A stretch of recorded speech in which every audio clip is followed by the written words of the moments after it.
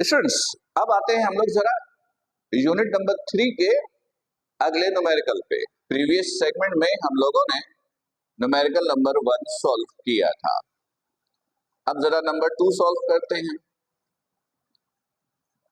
उम्मीद है कि नंबर 1 आप लोगों ने आसानी से सॉल्व कर लिया होगा, कैलकुलेशन में कोई प्रॉब्लम नहीं हुई होगी।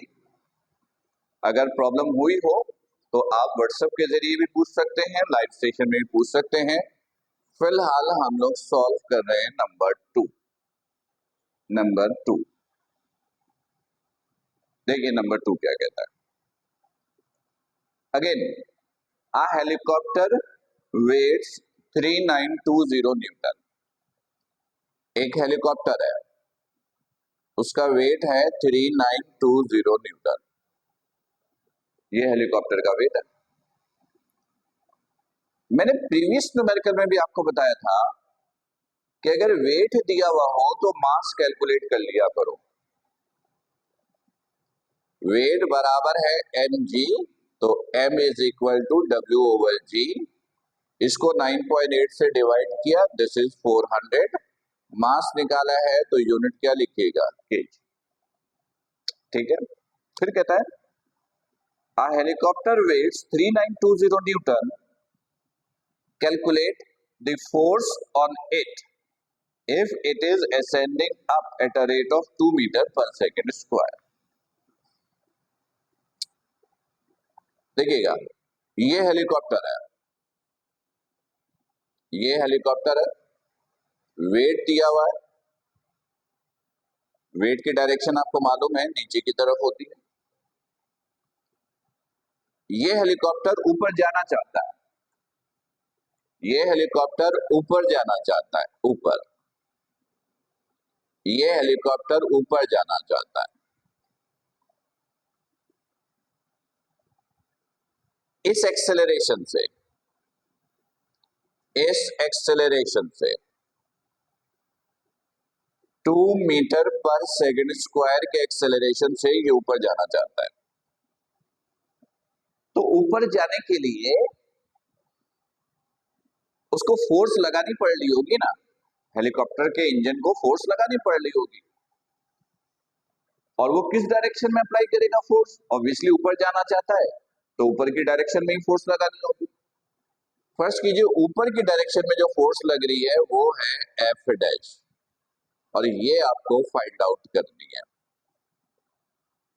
देखिए, फर्स्ट कीजिए कि आप पहले फ्लोर पे जाने के लिए स्टेयर्स का इस्तेमाल करते हैं, सीढ़ियों का इस्तेमाल करते हैं। फर्ज कीजिए कि सीढ़ियां तोड़वा दी गई हैं, सीढ़ियां अब नहीं है, और पहले फ्लोर पे जाने के लिए एक कॉर्ड हैंग किया गया है, और आपसे कहा गया है कि पहले फ्लोर पे जाने के लिए आप कॉर्ड की मदद लीजिए, रस्सी की मदद लीजिए, और रस्सी को यूं पकड़ पकड़ के आप ऊपर जाएंगे। तो अगर आप पहले फ्लोर पर कॉर्ड की मदद से ऊपर जाना चाहेंगे तो आपको फोर्स लगानी पड़ेगी ना, और किस डायरेक्शन में लगाओगे? ऊपर की तरफ। तो सेम सिचुएशन यहां पर भी है, बस यहां पर हेलीकॉप्टर ऊपर जाना चाहता है। यहां फोर्स कौन लगाएगा? हेलीकॉप्टर का इंजन।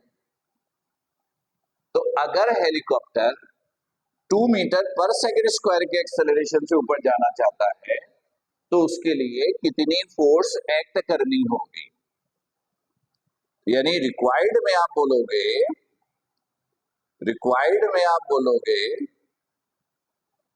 कि आपको फोर्स, और ऊपर वाली फोर्स को हमने एफ डैश नाम दिया है, तो इसका मतलब है ये आपको फाइंड आउट करनी है। राइट? क्वेश्चन समझ में आ गया?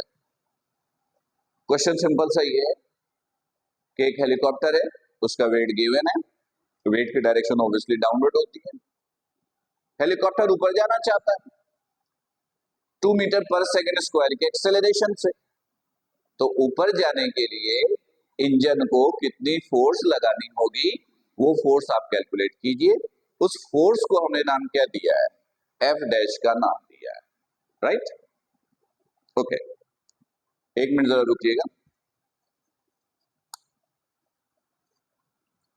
जी। उस फोर्स को हम लोगों ने एफ डैश का नाम दिया है। अच्छा, अब इसका सॉल्यूशन देखिएगा,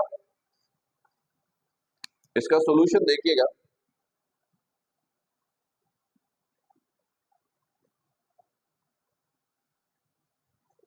देखिए, F is equal to m a, direct ये फॉर्मूला यूज करके आप सॉल्व नहीं कर सकते। Reason, F is equal to m a horizontal motion में इस्तेमाल होता है और ये हॉरिजॉन्टल मोशन है नहीं। अच्छा, यहां पर वर्टिकल मोशन है, फ्री फॉलिंग भी नहीं है। वर्टिकल मोशन तो है लेकिन फ्री फॉलिंग नहीं है। अगर वर्टिकल मोशन होता तो हम F is equal to m g से निकाल लेते हैं। वर्टिकल मोशन है, फ्री फॉलिंग नहीं है, तो इसका मतलब है F is equal to m में डायरेक्ट नहीं लगा सकते, F is equal to m g direct नहीं लगा सकते। हमें फॉर्मूला थोड़ा बनाना होगा यहाँ पर। देखिए कैसे। फर्ज कीजिए मैं यहाँ पे खड़ा हूं और मुझे दो लोग पुल कर रहे हैं, एक राइट से एक लेफ्ट से, और मैं फिर भी यूं ही अपनी जगह पर मौजूद हूं, तो इसका मतलब ये होगा कि राइट और लेफ्ट से लगने वाली फोर्सेस आपस में बराबर है, तभी मैं इक्विलिब्रियम में हूं। लेकिन फर्ज कीजिए कि मैं इस तरफ मूव कर जाऊं, तो इसका मतलब है इस डायरेक्शन से मुझ पर फोर्स ज्यादा लगी है, इस डायरेक्शन से फोर्स कम है। ऐसा ही है। अब देखिएगा, हेलीकॉप्टर पे भी दो फोर्स लग रही है, हेलीकॉप्टर पे भी दो फोर्स लग रही है, डाउनवर्ड डब्ल्यू है और अपवर्ड एफ डैश। हेलीकॉप्टर किधर जा रहा है? ऊपर, तो इसका मतलब है ऊपर वाली फोर्स ज्यादा, नीचे वाली फोर्स कम। तो आप बोलोगे हेयर एफ डैश ज्यादा है किससे? डब्ल्यू से। सही है, एफ डैश ज्यादा है डब्ल्यू से। भाई कितना ज्यादा है नहीं मालूम। जब एक वैल्यू दूसरे वैल्यू से ज्यादा है, कितना ज्यादा है नहीं मालूम है, तो हम अज्यूम कर लेते हैं कि ये इससे ज्यादा है। कितना ज्यादा है? अज्यूम किया कि एफ ज्यादा है। देखिए ये फोर्स है, ये फोर्स है, तो ये जो भी ज्यादा कम है वो भी क्या होगा? फोर्स ही होगा। जैसे 5 ग्रेटर है 3 से, 5 ग्रेटर है 3 से, कितना ज्यादा है? 2 ज्यादा है, 2 ज्यादा है, तो बाई 2। ये एक नंबर है, ये नंबर है, तो ये भी एक नंबर है। तो इसी तरह ये फोर्स है, ये फोर्स है, तो ये भी क्या होगा? फोर्स ही होगा। चलो ये बात समझ में आ गई। अब अगर मैं इसकी मदद से इक्वेशन बनाना चाहूं तो कैसे बनाओगे? 5 minus 3 equal to 2, 5 minus 3 equal to 2, यानी इसकी जगह माइनस का साइन और इसकी जगह इक्वल का साइन, ऐसा ही है। ओके, तो यहां इक्वेशन ये बना, F dash minus W equal to F. Clear है ये? बिल्कुल ठीक है। अगर क्लियर है तो मैं इसको अरेंज कर देता हूं।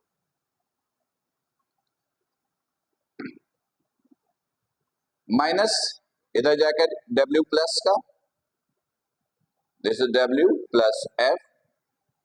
डब्ल्यू ये तो गिवन है, तो डब्ल्यू को डब्ल्यू रहने दें और इस एफ की जगह लिखें एम में। F is equal to m में वैल्यू पुट कीजिए। डब्ल्यू कितना है? 3920। एम कितना है? 400। ए की वैल्यू कितनी है? 2। तो F dash is equal to 3920। इन दोनों को मल्टीप्लाई किया, दिस इज 800, प्लस कर लिया तो ये हो गया 4720 न्यूटन। ये आ गई फोर्स जो अपवर्ड जाने के लिए हेलीकॉप्टर के इंजन को लगानी पड़ रही थी। क्लियर? इस क्वेश्चन के अंदर दो पार्ट्स थे, अभी तो हमने सिर्फ एक पार्ट पढ़ा है। अब जरा पार्ट बी देखते हैं। अब जरा पार्ट बी देखते हैं।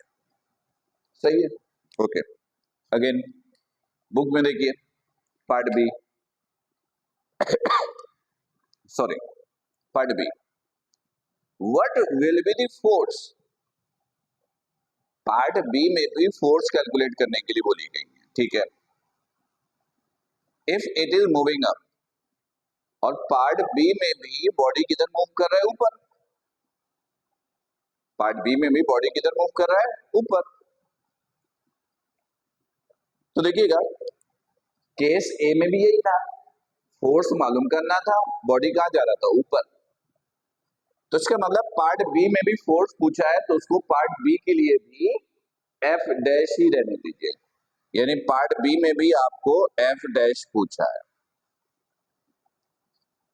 पार्ट ए में भी हेलीकॉप्टर ऊपर जा रहा था, पार्ट बी में भी हेलीकॉप्टर ऊपर जा रहा है, मतलब फॉर्मूले में कोई तब्दीली नहीं है, फॉर्मूला यही है पार्ट बी के लिए। तो आपने लिखा here m dash is equal to W plus m a, यानी फॉर्मूले में कोई तब्दीली नहीं है। फिर क्या हुआ, moving up with a constant speed of 4 meter per second. Part A और बी में फर्क ये है, पार्ट ए में एक्सेलरेशन था, पार्ट बी में कांस्टेंट वेलोसिटी से ऊपर जा रहा है। वेलोसिटी कांस्टेंट है, कांस्टेंट वेलोसिटी को v से लिखा 4 मीटर पर सेकेंड। स्टूडेंट, अगर वेलोसिटी कांस्टेंट है तो बॉडी में एक्सेलरेशन कितना होगा, 0, क्योंकि बॉडी में तो एक्सेलरेशन तब प्रोड्यूस होगा ना जब वेलोसिटी चेंज होगी। वेलोसिटी तो चेंज हो नहीं रही, वेलोसिटी चेंज हो नहीं रही, तो एक्सेलरेशन बॉडी में कितना होगा, 0। तो इसका मतलब ये हुआ कि ए जो है पार्ट बी में 0 गिवन है, यूनिट नहीं भी लिखेंगे तो चलेगा। पार्ट बी के लिए एक्सेलरेशन कितना है, 0। क्लियर है, क्योंकि वेलोसिटी कांस्टेंट है। तो सिंपल एफ डैश निकालने के लिए क्या कीजिए, अगेन वेट की जगह 3920, मास 400, लेकिन ए कितना है, 0 है, ए इज 0। तो F dash 3920, 0 multiply by this 0, तो F dash is equal to 3920 newton. Force निकाला है न्यूटन। तो ये आपका आ गया रिजल्ट। पार्ट ए के लिए फोर्स की वैल्यू एफ डैश 4720 न्यूटन, और पार्ट बी के लिए फोर्स की वैल्यू यानी एफ डैश 3920 न्यूटन। क्लियर। तो स्टूडेंट, ये था आपके पास यूनिट नंबर 3 का न्यूमेरिकल नंबर 2। और ये बता दूं कि ये न्यूमेरिकल एक्सरसाइज के चैप्टर के इंपॉर्टेंट न्यूमेरिकल में इसको काउंट किया जाता है, ये एक इंपॉर्टेंट न्यूमेरिकल है। उम्मीद है कि बिल्कुल कॉन्सेप्ट क्लियर होगा। लेक्चर्स आपके पास रिकॉर्डेड फॉर्म में है, तो आप मल्टीपल टाइम जो है वो लेक्चर्स को देख सकते हैं ताकि कॉन्सेप्ट बिल्कुल क्लियर हो जाए। फिर भी कोई कंफ्यूजन हो तो लाइव सेशन का प्लेटफॉर्म आपके पास है, आप वहां पर मुझसे डिस्कस कर सकते हैं। अपना ख्याल रखिएगा। अस्सलाम वालेकुम।